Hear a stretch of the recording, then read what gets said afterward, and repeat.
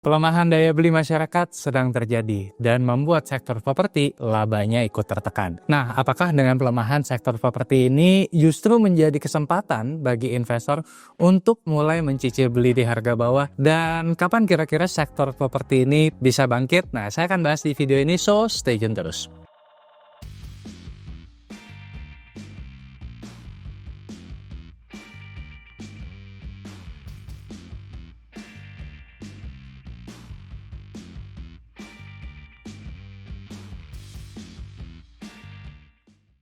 Oke, nah jadi seperti yang kita tahu ya, kalau kita bicara mengenai sektor properti dalam beberapa tahun terakhir mungkin not in the best scenario ya, di mana beberapa tahun terakhir ya suku bunga cukup tinggi, kemudian juga terjadi pelemahan daya beli di masyarakat. Nah, hal ini tentunya menjadi sebuah pertanyaan ya, apakah kira-kira saat ini saat yang tepat untuk mulai mencicil masuk ke sektor properti dan kapan sektor properti ini akan bangkit? Nah, untuk menjawab pertanyaan tersebut, kita lihat dulu ya update dari emiten properti belakangan ini. Nah, jadi kalau kita bicara mengenai makro ya, dari Bank Indonesia udah keluar data terbaru di mana kita bisa lihat nih inflasi di bulan Mei 2025 itu masih rendah, yaitu di angka 1,6% ya. Bahkan kalau kita lihat secara month on month mengalami deflasi bulanan. Di mana kelompok pengeluaran penyumbang terbesar inflasi yaitu makanan, minuman, tembakau ini tercatat mengalami inflasi negatif atau deflasi negatif 1,4%, yang artinya ya ada pelemahan daya beli. Dan kalau kita lihat grafik inflasi secara tahunan,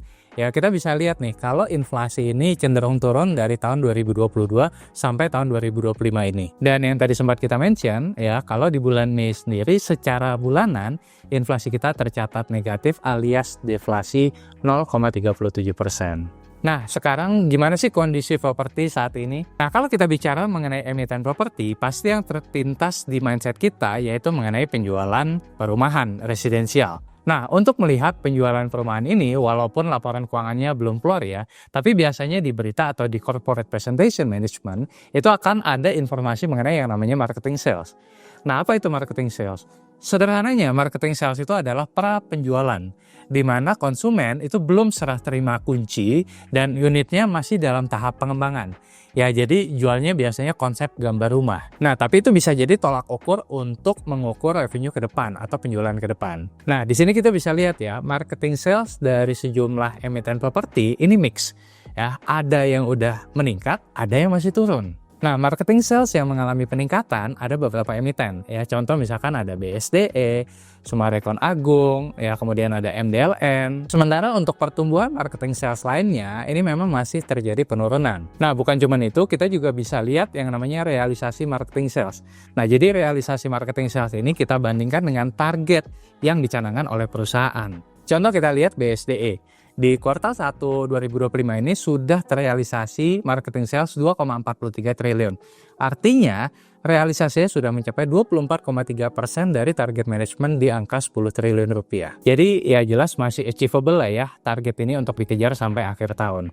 Nah, tapi di sini kita juga bisa lihat ada juga nih emiten yang pencapaian marketing salesnya masih kurang dari 15%. Ya, seperti misalkan JRPT itu 7,5%, Sentul City atau BKSL itu 6,3%, MDLN 12,7%, dan PANI 6,2% dari target yang ditetapkan. Nah, selain dari marketing sales, kita juga harus lihat revenue-nya nih. Belum tentu marketing sales-nya tumbuh, tapi revenue juga ikut tumbuh. Karena kan tadi, marketing sales ini dilihat hanya dari sales untuk unit residensial.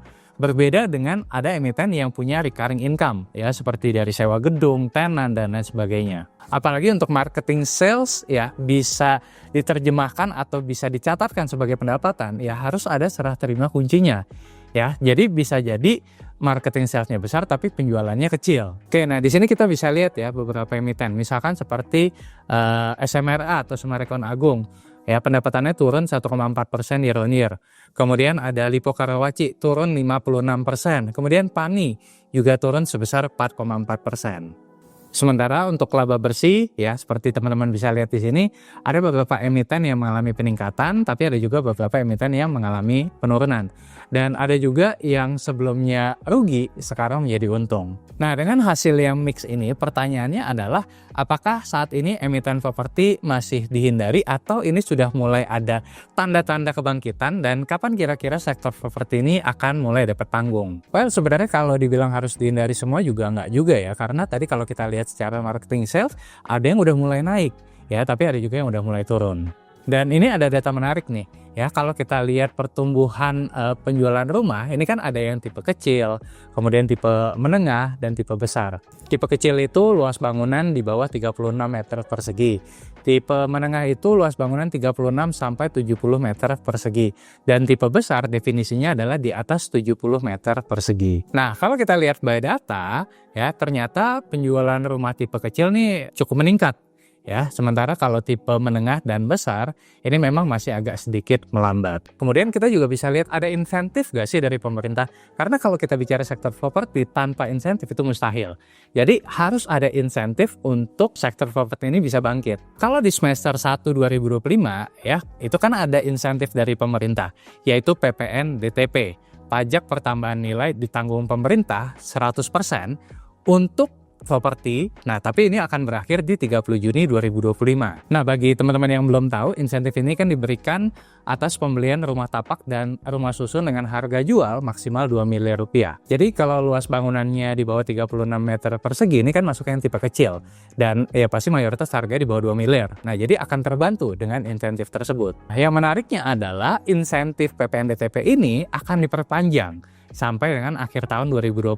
Tapi nggak 100%, melainkan dipotong setengahnya menjadi 50%. Jadi memang masih ada harapan ya di semester 2 2025 ini ya sektor properti akan ada katalis positif dari PPN DTP ini ya, meskipun ekonomi kalau kita lihat ya belum sepenuhnya pulih. Katalis lainnya ya seperti kita tahu ya bulan lalu di bulan Mei itu juga Bank Indonesia melakukan penurunan suku bunga. Cuma kalau untuk KPR ya saat ini mungkin belum terlalu berasa ya, karena pasti akan ada lagging sekitar 1-2 bulan sebelum kredit KPR tersebut diturunkan. Dan kalau kita lihat data lain ya, ada data menarik yaitu pertumbuhan KPR ini juga meningkat 2,54%. Nah, ini juga merupakan katalis positif juga atau indikasi yang positif juga, karena sekitar 70% pembeli rumah itu pasti menggunakan skema KPR. Nah, jadi so far kalau kita bicara emiten properti ya memang belum semuanya dapat panggung ya, meskipun beberapa udah mulai nih. Nah, jadi kita memang harus melihat beberapa indikator makro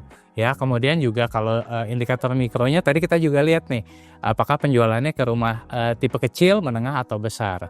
Terutama di harga unit, di mana untuk penjualan dengan harga di bawah 2 miliar tadi masih dapat insentif pemerintah ya dibandingkan dengan yang di atas 2 miliar rupiah. Kemudian tadi kita juga bahas ya bahwa udah mulai ada tanda-tanda pemulihan ya, dan ada harapan dari penurunan suku bunga yang harapannya juga akan menurunkan suku bunga KPR dan akan meningkatkan permintaan KPR ke depannya. Nah, jadi kapan timing masuk yang tepat untuk masuk ke sektor properti ini dan kira-kira siapa winning stock di sektor properti ini ke depan?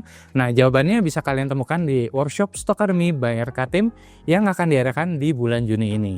Apa itu Stock Academy? Stock Academy kali ini mengusung tema Maximize Profit in Bull Market Run. Nah, jadi Stock Academy kali ini kita bakalan spesial ya, karena kita akan bahas secara detail sektor apa yang akan outperform di semester 2 2025 nanti, dan bagaimana cara untuk memaksimalkan cuan di tahun 2025 di mana kita akan masuk ke dalam bull run. Kalian nggak mau dong kalau ketinggalan momentum bull run di tahun 2025 ini. Nah, Stock Academy ini akan berlangsung selama 2 hari secara hybrid, offline maupun online, di tanggal 21 sampai 22 Juni 2025. Di hari pertama itu kita bakal bahas mengenai top down analysis ya, sektor-sektor yang bakal outperform dengan kondisi makro ke depan. Dan di hari kedua ini menarik nih ya, kita bakal bahas berbagai jurus ya dengan menggunakan bottom up analysis. Ada dividend stock, kemudian turnaround stock, value and growth stock, dan juga kita akan bahas corporate action seperti backdoor listing. Nah, jadi jurus-jurus ini yang bisa kita gunakan untuk menangkap momentum bull run di stock market tahun 2025 ini. Nah, kalau kamu tertarik, langsung aja daftar lewat link berikut ini atau klik linknya di kolom deskripsi. Dan spesial untuk penonton setia YouTube channel Rifan Kurniawan, gunakan kode voucher berikut ini untuk mendapatkan potongan harga. Sampai bertemu di Stock Academy by RK Team. Oke, itu dulu penjelasan kita mengenai sektor properti. Secara kesimpulan, meskipun sektor properti ini belum sepenuhnya pulih, tapi tadi kita sudah lihat ada beberapa emiten yang sudah mulai mencatatkan kenaikan marketing sales. Kemudian tadi kita juga bahas ada beberapa kebijakan pemerintah seperti perpanjangan PPNBM yang ditanggung 50%. Kemudian juga ada katalis positif berupa penurunan suku bunga. Oke, itu dulu video kita kali ini. Nah, kalau menurut kalian sendiri gimana nih? Apakah kalian optimis dengan sektor properti ini atau kalian masih wait and see? Ya, coba share pendapat kalian di kolom komentar. Dan seperti biasa, kalau kalian suka dengan video ini, jangan lupa untuk klik like, subscribe, share, dan yang paling penting jangan lupa nyalakan notifikasinya supaya kalian gak ketinggalan video saya yang lainnya.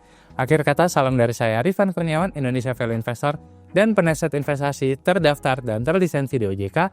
Sampai jumpa di video berikutnya. Bye-bye.